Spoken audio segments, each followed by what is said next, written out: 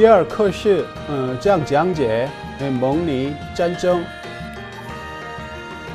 第二课是的学习目标有2个：第一，了解蒙尼战争的起因、经过、结果；第二，了解高丽的抗战对两国关系所造成的影响。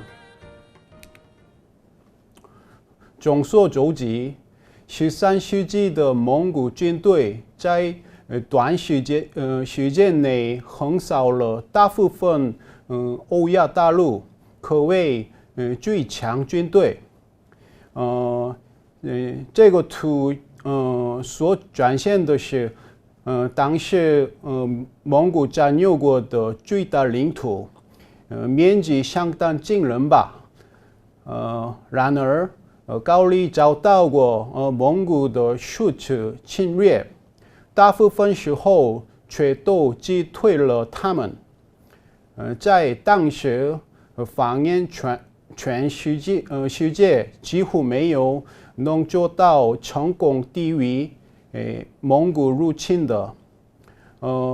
如此这般高丽的勇猛抗战，对两国关系造成了何种影响呢？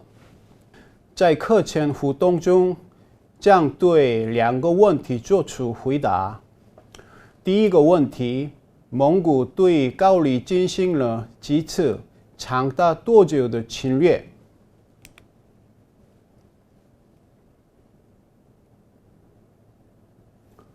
答案是在30年间进行了6次侵略。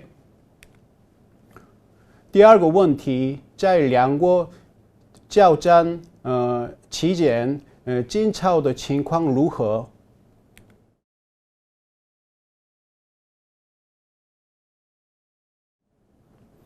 答案是，晋朝遭到蒙古的入侵，失去了北方领土，将首都南迁。下面进行第2课时的内容。蒙古于13世纪初崛起，在征服周边地区的过程当中，首次与高丽相遇，必须在两国之间还夹着晋朝。这个图是晋朝的地图。当时晋朝因遭受蒙古侵略而失去了北方领土，只得将首都从北京迁到开封，从北京迁到开封。借此机会，曾在晋朝统治下的辽东契丹揭竿而起，但不久后，由于相称的权力斗争又继续衰落，继而受到蒙古的攻打，并节节败退，最终进到了高丽境内。之后，蒙历联军将契丹一举歼灭，必须是蒙历两国的第一次相遇。击退契丹之后，蒙历两国建立了友好关系。不过蒙古方面将其视为是高丽的完全臣属。他们传统的认为，君主的秦朝是保证君主臣属的唯一象征，所以要求高丽国王秦朝。但高丽方面将两国关系视为是中国式的朝贡册封关系，所以并没有满足蒙古的要求。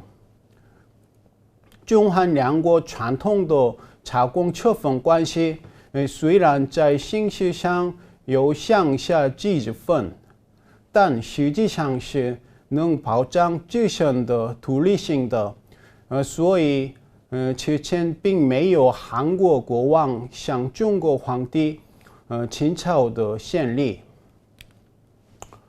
击退契丹之后，蒙里两国建立了友好关系。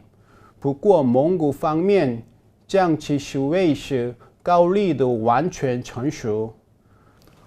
像这样，围绕着国王的清朝问题，双方之间的矛盾激化。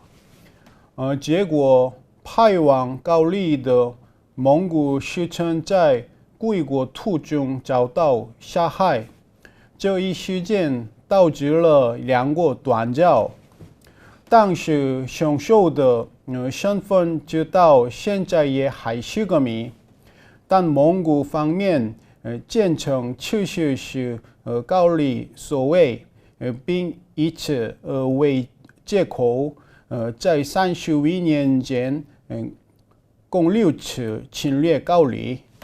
如这个图所示，蒙古一路达到了朝鲜半岛南部的腹地，必须高丽奋起反抗，将蒙古的进攻悉数击退。